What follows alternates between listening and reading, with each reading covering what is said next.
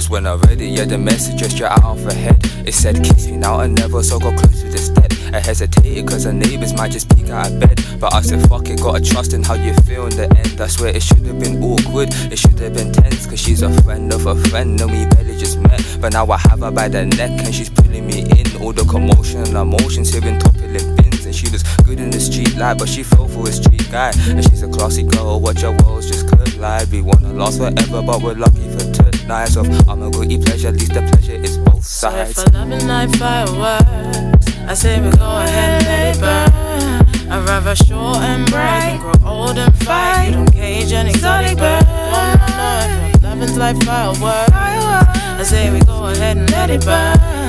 I'd rather short and bright than grow old and fight. You don't cage and exotic bird. Oh, let it burn. Yeah. Let it burn. Look.